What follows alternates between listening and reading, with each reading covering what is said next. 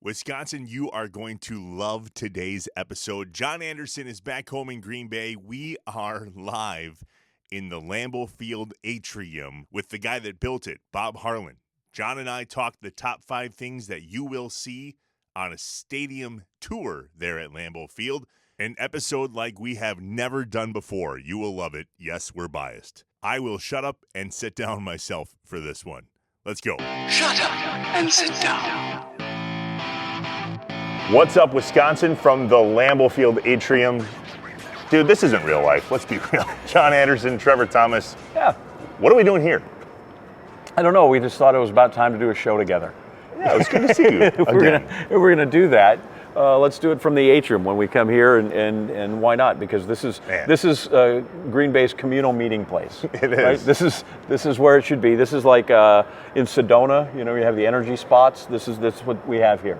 The oxygen is better here. Even after the way the season ended, we're all good, but man. Some Lions flu going around. But no, we're here because when you think of the great names in Packers history, we think Lombardi, we think Lambeau, we think Holmgren, we think people like that, or we think Starr, Favre, Reggie White, Nitschke. I'm not sure we think Bob Harlan, but we should. We need to. This would not be here. Those people after Bob Harlan wouldn't be here. That's heavy, right? But it's really true, and you'll hear it. We're here for Bob Harlan. Yeah, we're here for. Let's just go to Bob Harlan because that's here really for Bob Harlan, what we should do. Who's the man who's the longtime employee, president that really did in some ways, as you'll hear. He's a guy that, in his own way, saved the franchise. Yeah. Let's go. Jump into it right away. Bob Harlan on Inside Wisconsin. Inside Wisconsin is brought to you by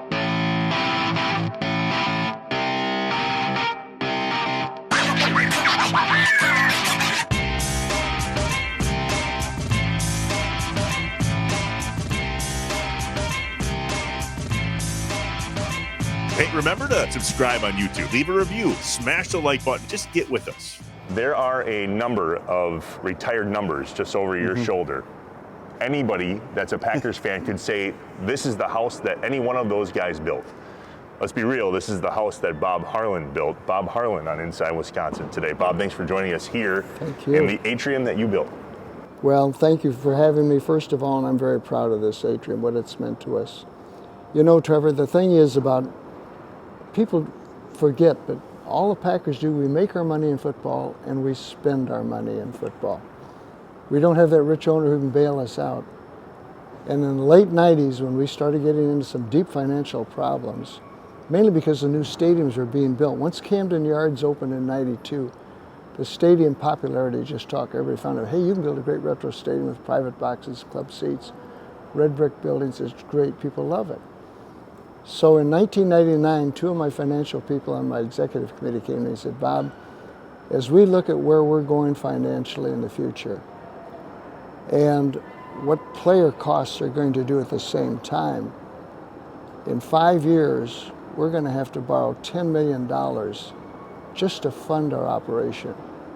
We were making $4 million a year at that time, which was a record profit for Green Bay. But we had been 20th in the league in revenue when we won the Super Bowl. Now we were 28th in the late 90s. So we set out to look at stadiums and see what we could do. And as we worked on this stadium and how we could enlarge it, the first thing I told the builders, I said, I want a red brick building, green wrought iron gates. I want it to look like a warehouse, show the history. And the main thing is we got to find a way to keep it open every day of the year. People would come all the time and take tours of this stadium, and then they'd just drive away. Hall of Fame was located 2 blocks away. They'd go to see the Hall of Fame. So I said, I want a building that people are going to come in and stay. And I promised the voters, and I promised the politicians in Madison, I said, if we can get Lambeau Field, if we can save the stadium and keep it open every day of the year, we're going to guarantee that Green Bay can remain a viable part of the National Football League for decades to come. We're going to satisfy the financial needs of this organization completely. We're going to keep a competitive football team on the field, and it's going to bring visitors to Green Bay from literally around the world. And 23 years later, I'm proud to say it's still accomplishing that. Seems like it wouldn't be that hard. We're only asking people for half a penny. Well, John, what was so And interesting how hard about was it, that? the State Fiscal Bureau came out. We did not. The State Fiscal Bureau came out and said, this 5% sales tax is going to cost the average Green Bay citizen 13 cents a day or $47 a year. And if you read the newspapers and things, you would have thought we were asking for $10 million a year from everybody. And people just couldn't understand it. First of all, they thought we were rich. You don't need help. You can do it yourselves. No, we couldn't have. We did this for $295 million. And I told the builders, I said, we've got to have a place where we can put, we already had the pro shop. We need a pro shop. We got to start a restaurant. We got to move the Hall of Fame up here where it belongs. And then find a way to keep this building open so people will stay and use it. And so we talked about different things to do, and we went and looked at a lot of different stadiums at the same time. And one of the things we looked at was a Conseco Field House at home in Indianapolis. That they had it wasn't an atrium like this, but it was a nice glassed-in area. And our architect said, what would you think of something like this? I said, well, if we could put the store and everything into that, I would love it. So that's where the atrium came from. And then we decided we needed another area where you could have the nice big dinners down here, but you needed another area where you could bring in people just to do business seminars and weddings and high school graduations and things. And that's up on the 4th floor. And it just took off financially. We were making $4 million when we moved into the stadium. First year in the stadium, we made $25 million. And it's risen ever since. It's enabled the Packers to do Titletown. It's enabled the Packers to continue to add on to the stadium, to continue to keep it one of the best stadiums in the world. And we're just very proud of it, Frank. So now when people say you're rolling in it, now they're right. Now you got more money than you know what to do with. Well, they'll find a way to spend it. If you look at our salaries, you'll understand that. But no, it's done so. I'll tell you what, I wouldn't be afraid to look one voter in the eye and say, the things I promised you 23 years ago are true today, and they are. How many voters did you look in the eye when you were trying to sell it? Well, I tell you what, we went to Madison 15 times, 15 trips, just to get a bill that could be voted on so we could do the project at all. And politicians weren't very happy with us. First of all, they didn't want to deal with another stadium. They just finished doing Miller Park.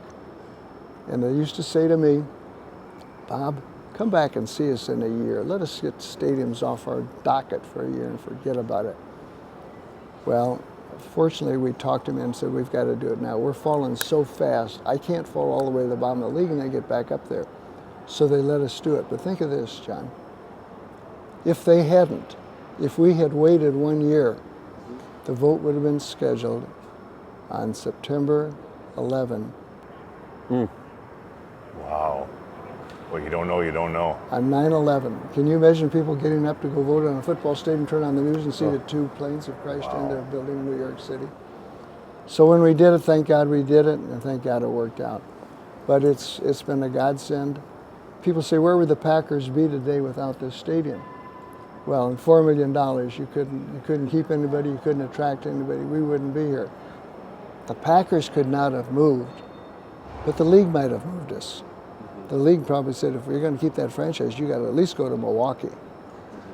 So 20 years later, what a difference 20 years makes, right? What a difference a year makes.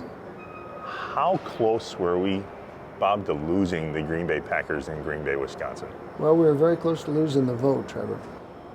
1 week before the vote was on a Tuesday.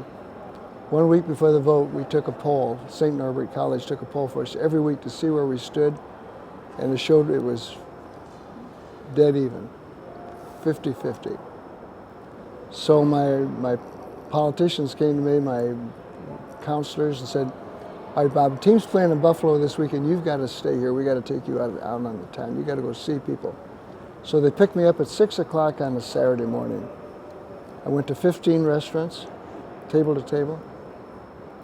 I went and stood in front of Walmart, greeted people going in, coming out for 2 hours. Then I went over to the pier and I went door to door. We started at 6 in the morning, we finished probably about 4:30 in the afternoon. I'll never forget, I got in the car and this guy said, what do you think? And I said, it's 50-50. It was that tight. I could approach the table and I could say they either were glad to see me or they thought, don't you come close to us. They didn't want to see us at all. The night of the vote, we started out in this, the first votes in were cast out in the outer areas. It was strictly a Brown County vote. And it was very bleak. In fact, my wife and I were going to sit home and watch it on television. We both got so upset, I said, we got to go to the stadium. So we got in the car, drove to the stadium. Everybody sitting around, nobody saying a word. We're all watching it on TV. And then all at once it started to pick up. But when it was over, the vote was 53% to 47%. Now, would that have cost us the team? I don't think it would have immediately. But like I say, there's no way. $4 million a year, when you got a quarterback now making $60 million a year himself. You would have been out of business. So one way or another, we would have been out of Green Bay. These things kind of go hand in glove, right? Nothing's in a vacuum. How fortunate were you that you were winning a lot of football games and had a compelling team? That was huge. If we were going in here after the 70s and 80s, it would have been very tough. Mm-hmm. But we're just coming off one Super Bowl victory, and it carried a, I always used to tell Ron Wolf, thank God you're here, and you did this for us. Because it just, and we lost the next one, obviously, but still, we were there 2 years in a row. When we were going through I came here in 71. When we were going through the 70s and 80s, fans used to call me and say, Bob, the Lombardi era, that's the last great era the Green Bay Packers are ever going to have. You're never going to win again. It's over. We're too small. NFL's bypassed us. Once we brought Ron Wolf in fall of 91, those calls stopped immediately. Everybody knew, hey, they do want to win. They're making a big move. And Ron Wolf not only took over this team and made it a winner, but when you think of the moves he made, his first three moves were gigantic. Mike Holmgren was the hottest assistant coach in the league, could have gone any place in the league. He came to Green Bay. Mm-hmm. When Ron traded for the number one draft choice to Atlanta for Brett Favre, fans used to call me and say, who the hell did you just hire in, Wolf? And what's this madman doing? And then he goes out and he gets Reggie White when nobody thought we had a prayer for it. Reggie White's traveling the world. Everybody's blowing up balloons and playing horns and giving him parades. He comes to Green Bay. We took him over to a little restaurant and took him down to the stadium. Ron Wolf walked him down the ramp into the stadium and said, Reggie said, look at the names up in this bowl. He says, you're already a great player in this league, a hero in this league, an all-pro. You can go any place and do that. You come here and you can be a legend. And Reggie himself told me, he said, as I got on the plane to leave Green Bay, I turned to my agent, Jimmy Sexton, and I said, don't be surprised if this is where we wind up. So Ron made the big moves. We took off immediately. I mean, I was shocked we could win the Super Bowl in 5 years myself. But Ron Wolf and Mike Holmgren deserve so much credit for turning this franchise. We had 24 years where we had 5 winning seasons, 2 playoff appearances, a fan base that was extremely upset. And now we've had, after those men, 32 years of winning football, 2 quarterbacks. One's in the Hall of Fame, the other one will be there shortly. And it's a different franchise. Some people grew up in that part. Some of us grew up for the 24 years with the two winning seasons when it came. John, I was here. They were not fun, believe me. I tell people all the time, and I don't know if this is going to make the show, but I'm going to indulge my own personal self here. When we look at Favre, and when Favre took over, I have a niece who, when Favre took over, she started kindergarten. And when he left, she was a junior in college. So I went back and looked from the time I was a kindergartner till the time I was a junior at Missouri and the quarterbacks that were in there, which I think it was 16, including not just who we thought was going to be the hometown hero, Jerry Tagey, but Hadel and Whitehurst and Carlos Brown and Jim Delgazo and Blair Keel started a game and Bobby Douglas started. I mean, you can go on and on and on. Terrible. So every time you see that, I think that's why, and I think that's part of the reason people were so frightened that when Brett left, there were enough of us with that kind of PTSD that was what was going to happen. Oh, exactly. And so nobody was like, Aaron came up against that. It wasn't his fault, but everybody was like, what if this is what we're getting back into? I used to go out on speaking appearances and I would say, Aaron Rodgers is going to be a fine quarterback, but don't expect him to be a Brett Favre. What if he's Randy Wright? And thank God he is. What if he's Rich Campbell? I saw a note on television the other day said during the last 32 years, while the Packers have had 2 quarterbacks, the Chicago Bears have had 36. Yeah. So it shows you what If you don't have a quarterback now, you're dead. We've been so fortunate. I hope the fans, seems like every fan I talk to, all they know are Favre and Rodgers. They don't remember those lean days. What was it that you saw in Ron Wolf that you decided he needed to be the guy, A, and two, that you weren't going to meddle with him? Because so many things, that's what spoils it. You have good people, but they get meddled with from above. Well, I'll tell you what, before I was president in 1987, our president was Robert Perrins, Judge Robert Perrins. And I worked for the judge, I was an assistant to him, and he wanted to bring in somebody who would share the football duties with the head coach. Didn't want him to be the general manager really, but 50-50 split. And so as he brought in candidates, he would ask me to go to the airport and pick them up and then take them back to the airport. And I picked up Ron, he came in on a Sunday night about 10 o'clock. And I knew Ron a little bit from league meetings and so forth, knew of his reputation having worked for Al Davis. I thought, he's got to be a hard worker and he's got to be very talented, or Al Davis wouldn't have put up with him. So Ron says, boy, Bob, I'm awful hungry. Could we find a place to eat? Well, Sunday night in Green Bay isn't luxury time. So I took him to a Denny's down the street from the stadium, and we sat there for 2 hours having a hamburger, and we talked about how he would scout, how he would build a scouting staff, what he wanted in a coach, how he would do it. And he at the same time asked me questions. How's your board of directors? You look at our organization from the outside with 45 board of directors, it almost frightens you. How's the board work? How's the executive committee work? And I was so impressed with him, and I thought, you know, this man really needs to be kept in mind. Well, the next day, Ron heard it was a 50-50 split, wanted nothing to do with it. Came back in and said, Bob, let's go to the airport. I said, you want to get a bite of it? No, let's go to the airport. He was upset. So I took him to the airport. We didn't talk again. So in the middle of the 91 season, we were just not making progress. And I thought, you know, we can't, we did this in the 70s and 80s, we can't keep doing this. And so I went to our executive committee and I said, I want permission to fire Tom Bratz as our general manager and go after Ron Wolf. And fortunately, they let me do it. And I called Ron. He was out on a scouting appointment with the New York Jets, interestingly enough. And I said, Ron, this is what I want to do for you. I said, I want to send you your salaries, all your perks that go with it, all of your responsibilities, and have you call me tomorrow and tell me what you think. So I faxed it to him at this hotel where he was staying. He called me the next morning and he said, Bob, I think we got a deal. I don't have an agent, but I've got a lawyer and I want him to look at this contract.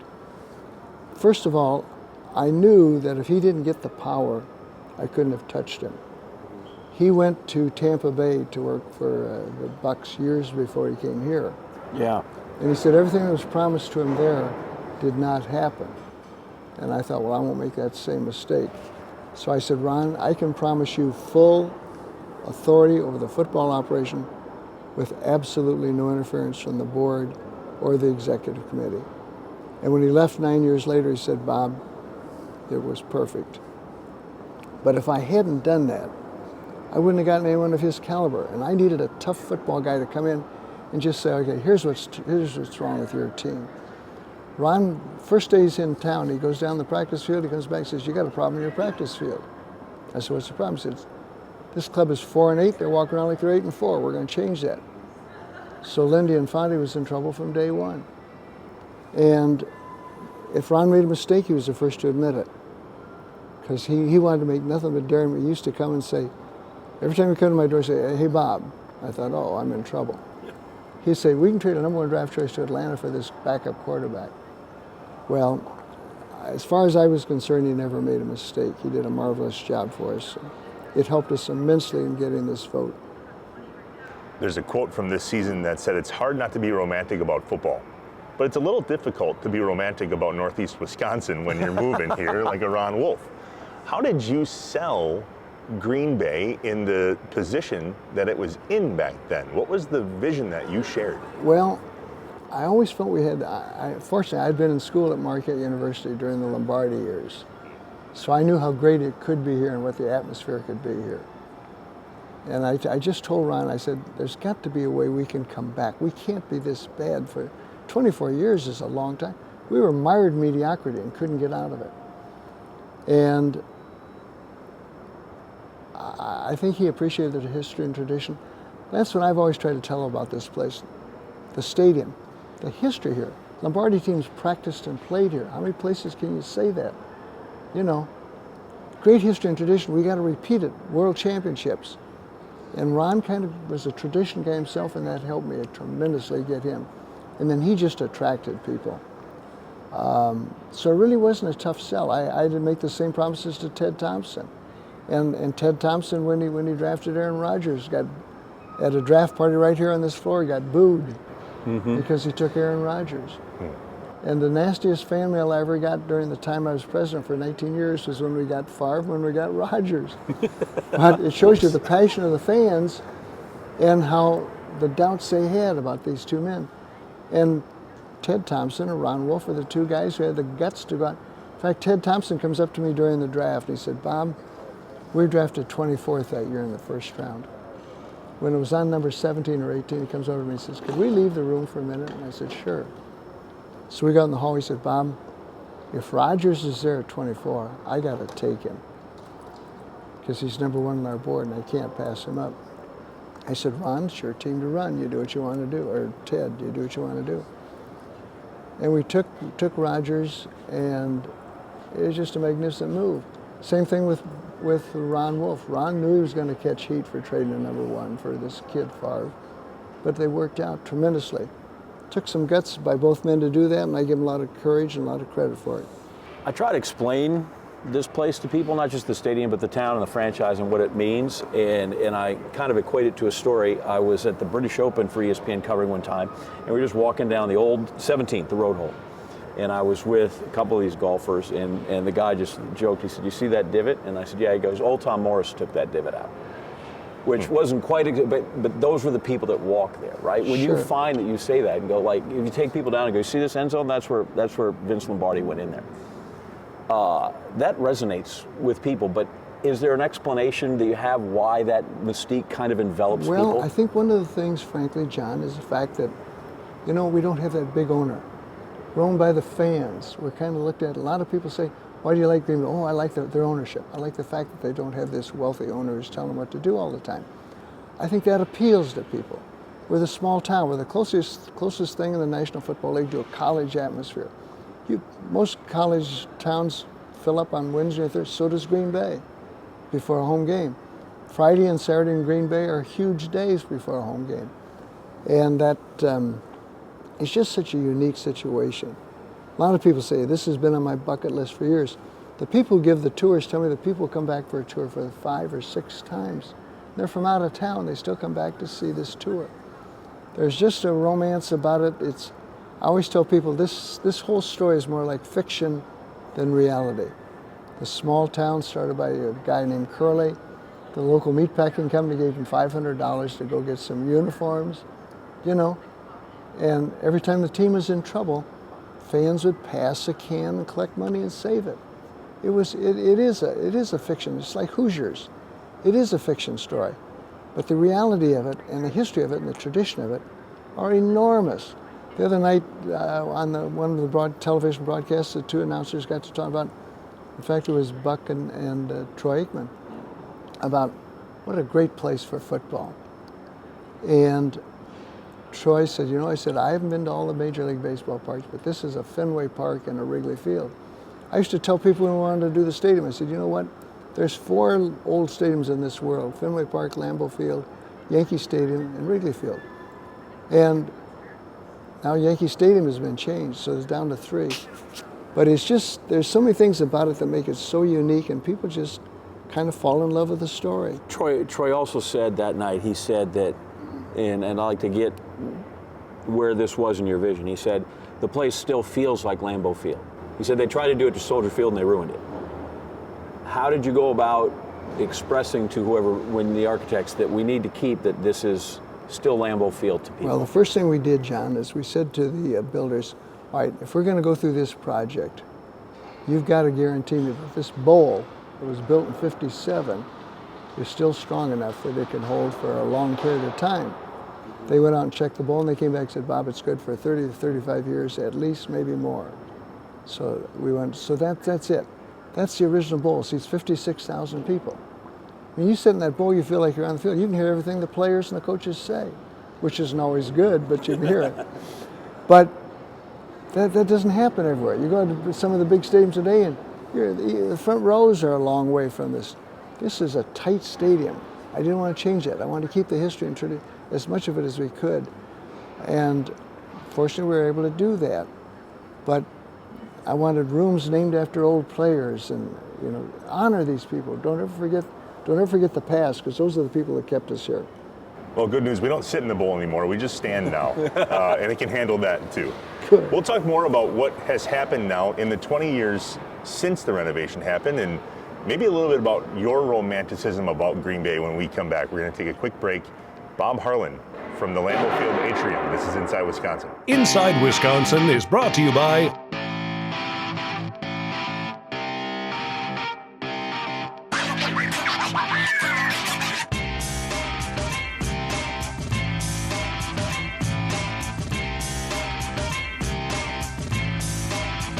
Hey, remember to subscribe on YouTube, leave a review, smash the like button, just get with us. Pump up the savings with Festival Foods Gas Rewards. How does it work? Simple. Grab your card in store. Register online. Get points for every grocery run. Then roll up to Quick Trip and watch the prices roll back. Festival Foods Gas Rewards. We're still hanging out in the Lambeau Field Atrium in between segments with the one and only Bob Harlan, an amazing conversation. You'll hear more of it in just a bit. First, This now, is my though, seat right here, just so you know.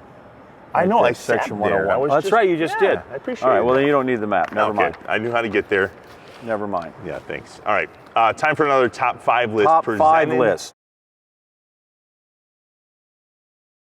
So I learned today Yeah. that Byron of Yeah, the my John Wisconsin fame Byron Freilich, does these tours. He's a tour guide here. he is. You just shot him a But text. apparently he's not available, so we're doing this on our own. Yeah, well, we're going to take you on a tour. Not really. No. We're going to talk about it because we don't want I've to get never arrested. taken the tour. That's ridiculous. How? I feel like I know my way around pretty Yeah. well. Well, you and know. not everybody And gets I'm that. well, fast. I'm well aware of history before 1983. All right, moving on. But Here we you've go. taken the tour. I have. It's been some time. And there are 3 different tours. I stole this from the tour guide place. They said if I don't bring it back, I'm never welcome back. But here, there's 3 tours you can take here at Lambeau Field. The Legendary Tour, the Champions Tour, clearly, and the Classic Tour. Yeah. I thought we would share, since you've never been on it, it's the top 5 places. I asked you the top 5 things you see on the tour. And I took the tour years ago, and so here are the top 5 things that I remember seeing for the first time. Right. Which are like goosebump Right. moments, right? Number 5, I was in the suites for the first time, the luxury boxes, Okay, like they good. used to call them back there. I know you've been in there, and I've been in there since. But there is something about walking into a suite Yep. for the first time going, damn. By the way, on game day during the suites, they have a sweet cart that comes by. Did you ever Yeah, see that? dessert cart. Yeah, the dessert cart, sweets for the suite. I love it. Good. Love it. Number 4, Brett Favre. oh, yes, he was. Oh, no, he was not on the tour. he wasn't But the day the I took cemetery it. works, right? Yeah, it Cemetery, like it'd be great. Hey, here's number 4. I saw number 4. Yeah, he's hanging out over but here. that's Last not how number that works. retired. Okay, so what's actually number 4? It's really neat in the bellies of the stadium. Have you been to the belly of Lambeau Field? There's have. pictures. I mean, that is a cool place, and you really feel the history in the belly of Lambeau Field. Love that. Number 3, there 3. is a unique place about this atrium floor. So this was news to me when I learned it. I learned that it should be pretty self-explanatory, but on the atrium floor are the hash marks and the yard lines, if you will, that actually line up with Lambeau Field. I thought that was really neat. I thought it was You walk in, you're like, well, that's sort of cockeyed the way it's sitting in here, but it actually sits literally just like that. Right. So in fact, as you can find the sunny time of day, you'd know that's hard to catch a punt. And what end zone was the famous touchdown in the Ice Bowl? Right down here. And so on the atrium floor, literally here in the Lambeau Field atrium, you can feel where that was. I remember Yes. that being pointed out on the tour. All right, Very that's good. number 3. 3. Number 2. 2. I don't know that they go here anymore. It appears that they do not. I got to go in the radio booth. And being a young radio person that I was, that kind of lit my fire for this business, that was really neat. They're up there a bit, Larry and Wayne. Sure. Like way up there. Well, you want to be able to see the, all 22, as the coaches say. But is there not a moment where you really go, okay, we're too high, we can't see anything anymore? Yeah, but that's always for the visiting broadcasters to worry about, not the home broadcasters. And the number 1 thing that you get Number to see 1. on a stadium tour, and I've done my homework, the Classic, the Champions, the Legendary Tour, All of them? all of them go through the Included. players' tunnel. And so we had the voice of Lambeau Field, Bill Yep. Jart's on, and there is a moment, this would actually be really neat for you to do. You're walking up the tunnel, they hit a button, and they play Jartz's voice. Please welcome your 13-time Super Bowl champion Green Bay Packers, and the tunnel door swings open, and there you are not on Lambeau Field, but like, Just tears. Right? It's goosebumps. You and cried? Like, I did not. I but laughed, I cried. My uncle did. Big old tear coming down his face. That is a legendary thing that you can do on the Legendary Tour, the Champions Tour, and the Classic Tour. Those are the top 5 things that you get to embrace on a tour. You want to take a tour now? No, I still feel like I know where I'm going. Okay. We are back inside Wisconsin. Trevor Thomas, John Anderson in the Lambeau Field atrium with Mr. Bob Harlan. So, Bob, you had to stick your neck out, let's be real, in regards to getting this whole thing done. And you're still here. Why did you care about Green Bay and Wisconsin so much then, and what's maybe kept you here all these years? Well, you know, I kind of fell in love with Green Bay, I guess, when I went to Marquette. I started there in '54. Sounds like a long time ago, doesn't it? And this was just before Lombardi got here. Lombardi got here in '59. And I watched how it grew and the popularity and what it was like on TV and everything. And I just became a huge fan. And so I went to work at Marquette, and I worked there for 5 years, and then I got a chance to go to the Cardinals. And I really didn't want baseball, but I thought, boy, it's a chance to go in the pros. And I loved it. But once Dan Devine got the job here, he called my boss, interestingly enough, Bing Devine, who is not related, and said, I'm looking for someone who can come and do some paperwork for me, watch some things, because I've got both the head coach and general manager's job. So Bing knew I was a Packer fan, and he took me out to dinner that night. And I said, no, Bob, I don't want to lose you. I think he meant that. But if you would like me to put your name in, I'll do it. And I said, Bing, I tell you what, being in baseball is great, but I've got a wife and 3 children. I'm never home. You're at the ballpark all day, you travel with the team, you're just never home. I'd like to go take a look at Green Bay. And I came up here and they offered me the job, and I just had to take it. And I loved it even during the 70s and 80s when things were tough. I was proud to be here, proud to be a Green Bay Packer, proud to go out and talk about this franchise and what it meant to the National Football League. And we just never did want to leave. I have a very tough time today, to be honest with you, watching or listening to a Packer game, because I used to get so nervous myself when I was I never spent a fourth quarter on the road in the press box. I just simply got nervous, thought if I go walk someplace, things will get better or they'll stay good. I'd walk the hallways and I could tell by the sound of the crowd whether things are good or bad. And I've kind of kept that habit. I can't get comfortable during a Packer game because I'm so nervous about it. But you know, there were so many things that happened. One time when I was trying to get the stadium, I had a lot of trouble with the finance committee of the National Football League, because they weren't sure what we were going to do with the money we got from the stock sale and everything and things like this. And I said, listen, if you want me to, every penny I get from the stock sale and everything else we do, I will put it into this stadium and we will give an accounting to the commissioner's office. And Dan Rooney, who I respected as much as anybody in the National Football League, stood up and said, listen, Green Bay is very important to the National Football League. I think we better give them our vote. And I got a unanimous vote for it. The other thing that impressed me, one time Lamar Hunt in Kansas City came to town. And Lamar said, would you mind meeting me and just taking me through your tailgates and show me things? And I did. When he got back to Kansas City, he wrote me a handwritten letter. And the last part of it was, I am very proud to be in the same league with the Green Bay Packers. It's a respected franchise. It's a historic franchise. It had to stay a part of the National Football League. That's why fighting for this stadium meant so much to me. I used to go home at nights, so many nights when we were building it, going through the referendum thinking, what do I do if this doesn't pass? What do we do? The anti-tax groups were going around town saying, you know what? They got Plan B, vote no, they go to Plan B. We didn't have a Plan B. We either had to do what we wanted to do this atrium, keep it open every day of the year, or it wasn't going to succeed. We had to make the revenue. Just having a stadium open on Sundays 10 days a year isn't going to do the job for you. So we had to find something to keep them here. And it just, thank God it worked out. So I try to remind people that might not be as old as I am that everybody that wants to criticize the Dan Devine trade for John Hadel, which was a bad trade, but I always go, Dan Devine also brought in Bob Harlan, who's done more for this franchise than anybody that goes through here. This franchise, we all like to talk about how we love everybody. If there's a villain in the history of this franchise, Dan Devine would be the villain, right? Because of this thing. Tell me what I should know about Dan Devine that is not wrapped in the John Hadel trade, which is pretty much what people think about. They forget that he won a title in '72 Well, I'll and tell you other what, things. John, before I came here, I was in St. Louis with the Cardinals. Dan Devine was enormously popular in the state of Missouri. He had a great football team every year. He used to bring recruits into our press box and everybody would be, oh, there's Dan Devine, there's Dan Devine. And so when he called me and asked me to come and be interviewed, I thought, boy, this man's going to be very successful. But I think he had too much responsibility. Going from the college game to the pro game is tough enough. Now you make the move and you're the head coach and the general manager. It's a tough duty. It was too much for him. That's why I felt we had to go for someone like a Ron Wolf. We had to take that pressure off. It was too much for Bart Starr when Bart became the head coach and general manager. Too much for Forrest Gregg. Mike Sherman became a different person when he had both titles. We needed someone to come in here, take that pressure off these people. Don't worry about the draft. I'll take care of it. I'll do this for you. I'll make your trades. I'll do. And that was accomplished. Dan Devine was a fine man and a fine coach. He left here, went to Notre Dame, won a national championship. He proved how good a coach is. He probably wishes he'd stayed at the collegiate level, but that could happen to anybody. But no, I had a lot of respect for Dan, and he was a fine coach.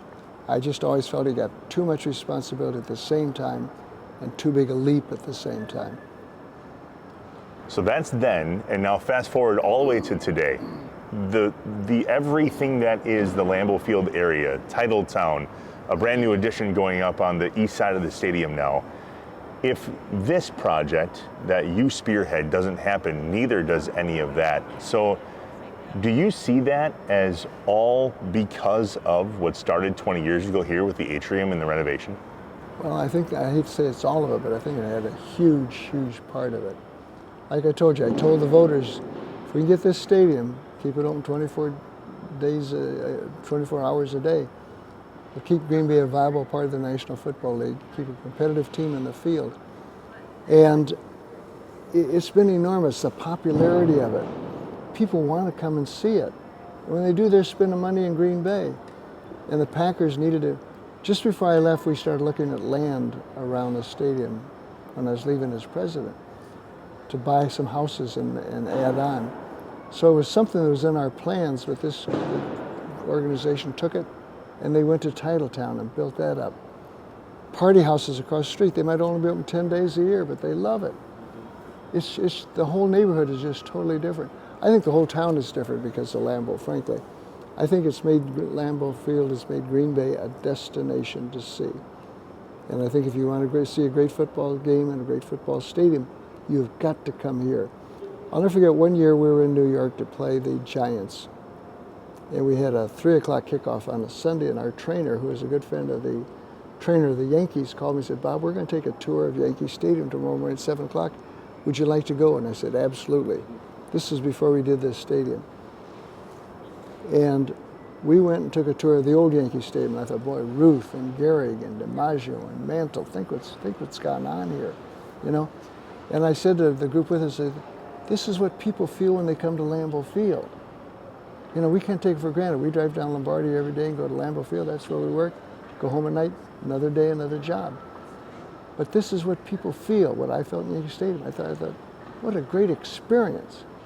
And so when we were doing the same, I knew, you know, we can give the fans the same experience because we've got every bit as good a tradition in football that club has in baseball. And I think it ignited the interest. I think it ignited the building progress. Packers have said that the money they've been able to make off the stadium has helped them finance all of these projects so they don't have to go back in a referendum. I told them, don't ever go back in a referendum, it's deadly. And I told people I only want to build one football stadium in my life, but this is one I'm glad I built. And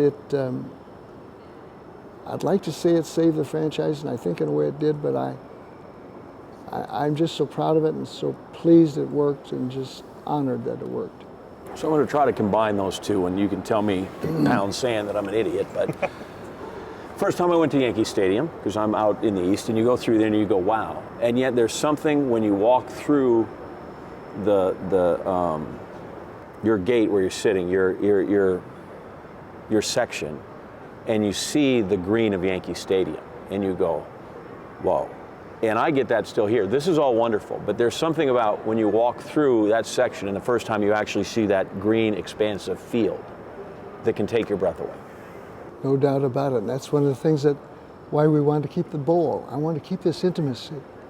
I think the intimacy of the stadium is one of the things that makes it so warm. Look, I got goosebumps, by the way. You know, and I wanted to maintain that, and we were able to do that because we could save that bowl. You know, I used to have fans call me and say, "Boy, Bob, I'm getting awful tough to climb those steps and everything." And I said, "I understand. I'm very, very sorry." We tried to find ways to put in railings. They said, "No, it'd be more dangerous." But now that I'm my age, I'm finding what they called about it. It is tough to climb those. But yet, saving the bowl was huge. Tell you what, people used to call me when we were going through the referendum and say, "Bob, why don't you, instead of doing Lambeau Field, why don't you just go out buy some land, buy 22,000 parking places, give us a brand new stadium with backs and all the seats and everything?" I said, "You know, we could do that, but I don't want to. And secondly, I want you to remember one thing, that because of the building codes today compared to 1957, if we would go out and build a new stadium, 20,000 people out of that 56,000 in the bowl would have to move upstairs. Oh, well, then we don't want you to do it." Everybody got, "Oh, no. So the fans love that. Where else do you walk in, you hear it. There's the college thing, there's the fiction thing, there's just so much that goes with it that makes it a warm story. And there aren't a lot of warm stories left in the world today, and this is one of them. A warm story in Green Bay, which is really rare. You know what I never hear anybody complain about? And I've sat in a bunch of other stadiums, and they're lovely chairs. Like, nobody complains that we have to sit on a bench, which seems impossible with all the amenities people have. And, you know, you sit there in comfort in my couple. I've never had anybody come here or use my tickets and goes, "Benches?" By the end of it, they find that charming. Oh, everybody I've ever talked to has found it charming. I mean, those benches are cold too, and with the snow, they get very tight. We're sitting on their Miller Lite everybody's bundled up. thing, and sure, it's just not. But yet, it's. I don't think, you know. Very few organizations are fortunate enough to have a history and tradition. We do. We had to maintain it.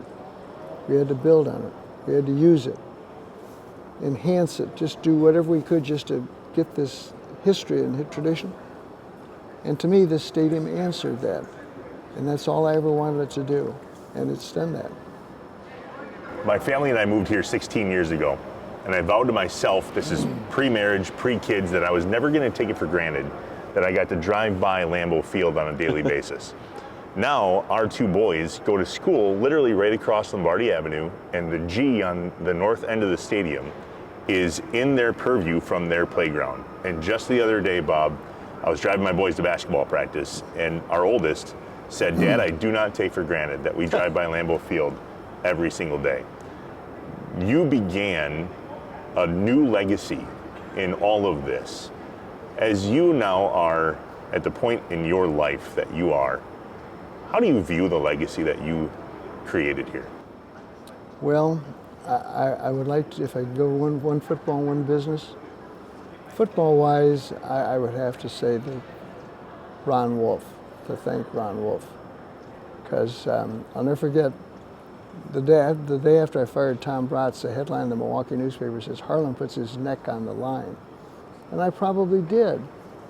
And the columnist came up to me that weekend, we were playing the Vikings, he came up to me at breakfast Sunday morning and said, "Imagine you're not too happy with what I wrote." And I said, No. I said, "I understand." But I said, "Here's the way I look at it. If I don't do something, am I satisfied in what's gone on here for 24 years at the mediocrity, that we don't care? Or if I try something different, if it doesn't work, it doesn't work." But you know, that never bothered me. I never really thought about that, to the consequences. I thought it's got to be done. I had the guy I wanted, and go get him. So I'd say, because it turned the football program, changed the football program and atmosphere immediately. From the business standpoint, it's got to be the stadium. If I told you the number of times we drove back from Madison or the number of times I drove home at work at night, and I thought we're in trouble. It's just terrible, terrible feeling. Something I didn't want to. I mean, I just couldn't imagine what I would do. It's going to happen on my watch that this stadium bit the dust and we couldn't do it. So it was just so to get it and look back 23 years and see what it's done for those 23 years, how it continues to attract people and improve people, means a great deal to me. There are other things in that legacy, though, that we've kind of not glossed over. Would like to get to. Any reservations, or what was it when you decided, okay, we're gonna have another stock sale? You know, how long did that formulate in your head before you decided to bring that out? That wasn't too tough, John. We had to look for everything we could possibly do to raise some money. Of the other things I would like to mention, I think, is that the thing that probably gave me as many headaches as anything I ever did was to move out of Milwaukee. We had been there for over 60 years. And those fans in the stands and their parents and their grandparents had supported this franchise financially over and over and over again. If we didn't have Milwaukee, we would have died a long time ago. So Milwaukee saved us. But yet, by playing 4 games in Milwaukee at that time, 3 regular season games and 1 preseason game, we were leaving $2.5 million on the table. That's because we had so many more sources here. We had the pro shop, we had the parking, we had the tickets.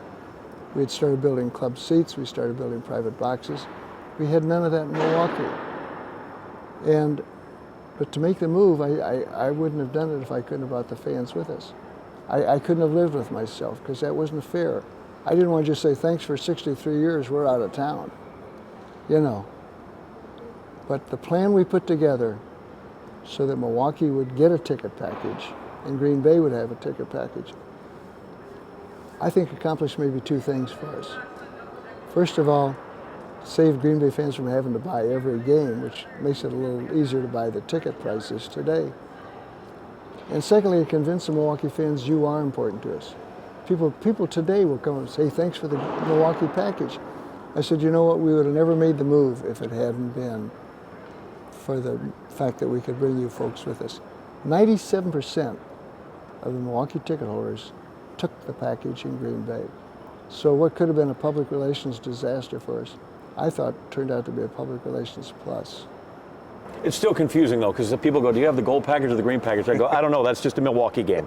It's much easier to figure out. It's just a Milwaukee game. Well, we left Milwaukee in '94. That's tough to think that far back. That, you know, that's a Milwaukee game. My first game was in Milwaukee. Asia Shriners game, preseason. Oh, really? Yeah, my first Packer game was at County Stadium, man. The other thing, and I'll be honest, I'm not that wild about it because it would have affected me as a childhood, and so I'm thinking of the Green Bay's youth.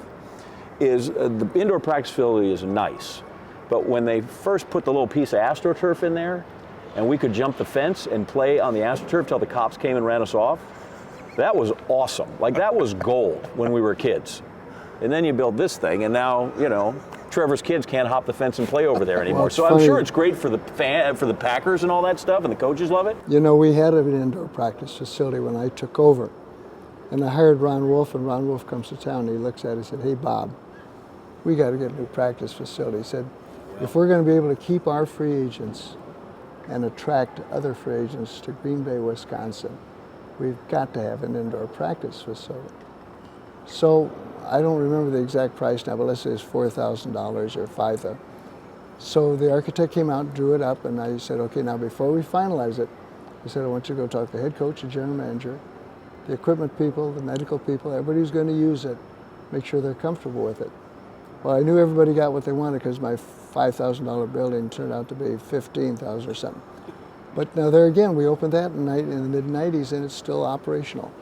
So it's worked out. But then that was a Ron Wolf situation. We've got to have a better practice facility. I'll be honest, I was perfectly happy with the swath of AstroTurf they had over there. I would have felt the same way, John, if I was a kid. It's fine. To that note, have you gone down Aaron's Hill, Bob? Have you rocked a tube down the hill, the sledding hill? I don't think I could get up Aaron's Hill. No, I have not.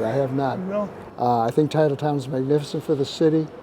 great location for the city, and again, like I say, it's a hook onto Lambeau Field. And that adds to the popularity of it too. The hotel over there, look out the windows, there's the stadium. There's so much about this place that attracts it. But no, I haven't tried the sled. And probably never will, Trevor, to be Not honest skating with you. either? You haven't No, tried? no. Okay. Can I just discourage anybody from skating right Yeah, I now? wouldn't do We'll that. Get into that. Yeah. I missed a sledding opportunity here. You missed it? I couldn't get back to Missouri the day after Thanksgiving because of the snowstorm against the Bucks. So I went to the game, and people were sledding down the aisles. Remember that? Oh, yeah. And I should have done that because I'm like 20. Like, Oh, why wouldn't I yeah. do that? And I didn't. But I should have. That could have been the sledding experience that I should have had. That would have been awesome.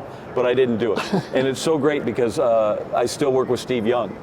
And that was his second start in the NFL. And he's with Tampa. And he's like, what the hell did I get my, I need to go take that USFL check again and, give this up. But that was his second start, wearing all white for the Bucks. And they were just God, that was a miserable. miserable day. Miserable day. Incredible. I have one last question. You bet. You're here in 70 and there were lean years. My guess is you had other opportunities to go work for other franchises. How come you didn't? Well, I had a college opportunity and a couple of pro. My family was very happy in Green Bay. I had 3 boys. They loved the school system. We loved the school system. And I loved my time with the Cardinals, but I didn't feel like a father, I'd never home. Here I was, and that just meant so much to me. And I thought, I don't want to. I had a chance to leave after 1 year here, and go. And I said no. My family's settled. I'm going to stay right here. Would have been awful tough for me to leave here. In fact, I'm not sure I ever could have. I don't know if the opportunity would have ever dragged me away.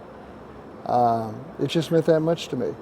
I almost feel like I was born and raised in Green Bay. I've been here so long, But nothing else would ever compare to it. I think I could go to any NFL franchise, and it wouldn't be this. It wouldn't be what I really love about this place, because this is so rare. We're so lucky to have it, and I don't think I'd find that at any other job. Well, we're better off that you stayed for sure, and we're really better off that we're not having this conversation outside right now. We're able to sit in here in January and have this same discussion. We I thank might you have for been that. tougher to get outside. Yeah. So thank you so much for your time. Thank you, fellas. And thank you for keeping this here. I think we speak for Wisconsin when we say just thanks, Bob.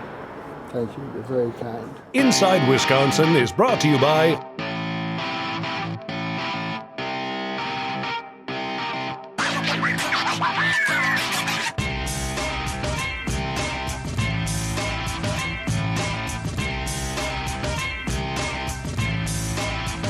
Hey, remember to subscribe on YouTube. Leave a review. Smash the like button. Just get with us. Back in studio for a bit. Our chat with Bob Harlan is going so well, and it's obviously better with an ice-cold Miller Lite. Thanks to our friends at the Packers for allowing us to borrow the Miller Lite gate there in the atrium to chat with Bob. It is awesome, just as Miller Lite is awesome with friends. We want you to celebrate responsibly, Wisconsin, both there at Lambeau Field when you can, and of course, with friends wherever they may be. Miller Lite, great taste, 96 calories. Go to MillerLite.com/Inside Wisconsin to find delivery options near you, or you can pick it up. That's Miller Lite pretty much anywhere they sell beer. It's Miller time. J.A., where'd you find it today? Right here in your studio. Got it. Thanks. Celebrate responsibly. Miller Brewing Company, Milwaukee, Wisconsin, 96 calories and 3.2 carbs per 12 ounces. Where's mine?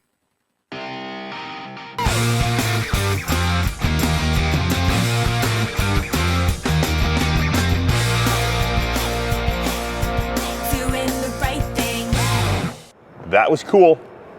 Yeah, I don't know that there's much to say. The man is eloquent. You can see how he got things done. Yeah. He is, just the demeanor he has, the vision, the approach, and making people that way, the personality to get all those things done. And he is as I'll say it as he did at the Open. He's as significant to the history of this franchise as anybody who called a play or ran a play. Wes Hodkiewicz, Packers.com, friend of the program, stopped by and said, if you meet Bob Harlan once, you feel like you've known him a decade. And that's certainly how it felt for you and I today. We both got to meet him. And we hope that's how it felt for you, too. I mean, this was an authentic conversation with a guy that really cares deeply about the Green Bay Packers and about Northeast Wisconsin. Hey, man, good to see you. Yeah, hope mom's okay, which brought us here, but that's all right. We're good to be here, always good to be home. As I was driving up from Chicago, I thought, I'm going to take a picture of barn or the Leinenkugel sign on the side of the building as you go through Milwaukee and just go, hey, I'm here. But it's crazy, man. I crossed the border and I'm like, I feel like I'm home. These are my people. We're home. Well, it's good to have you home. All right, lots more to come. 2023, brand new year, and clearly we're doing some things bigger and better than we have in the past. For John, I am Trevor, as you were, Wisconsin. We'll see you next time. Remember to subscribe on YouTube, leave a review, smash the like button, just get with us. Inside Wisconsin is brought to you by